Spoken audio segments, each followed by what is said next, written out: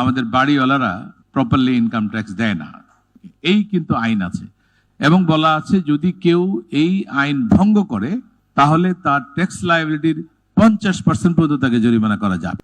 স্বাভাবিকভাবে বাড়িওয়ালারা সবচেয়ে ধনী মানুষ।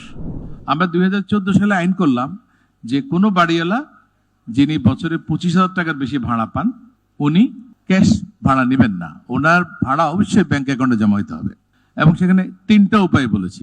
একটা হতে পারে ডাইরেক্ট ভাড়াটিয়া ওনার অ্যাকাউন্টে ট্রান্সফার করে দিবে, অথবা ডাইরেক্ট ভাড়াটিয়া ওনার অ্যাকাউন্টে স্লিপ দিয়ে জমা দিবে, অথবা ভাড়াটিয়া চেক দিবে উনি জমা করবেন, অথবা উনি যদি নগদ ভাড়া নেনও তাহলে উনি নিজে আগে জমা করবেন ব্যাংকে। এই কিন্তু আইন আছে এবং বলা আছে যদি কেউ এই আইন ভঙ্গ করে তাহলে তার ট্যাক্স লায়াবিলিটির 50% পর্যন্ত তাকে জরিমানা করা যাবে।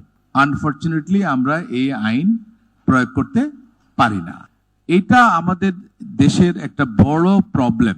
ওই সময় আমার মাথায় আসলো যে বাড়িওয়ালাদের ব্যাংক অ্যাকাউন্টের এই বিষয়টা আমরা কিভাবে সিস্টেমে এনশিওর করব। যেহেতু এখন আমাদের অনলাইনে 100% ট্যাক্স রিটার্ন দিতে হবে, কারো কোনো এক্সেপশন নাই, তাই তো? সুতরাং আমরা এখন আমাদের এই সিস্টেমকে বলবো তুমি ব্যাংক অ্যাকাউন্টের তথ্য ছাড়া কোনো বাড়িওয়ালার ইনকাম ফ্রম হাউস প্রপার্টি নেবা না। Income from house property income যখন উনি এন্ট্রি দিবে ওনাকে প্রথমেই প্রশ্ন করা হবে আপনার ভাড়ার পরিমাণ কি 25,000 টাকার বেশি না 25,000 টাকার কম।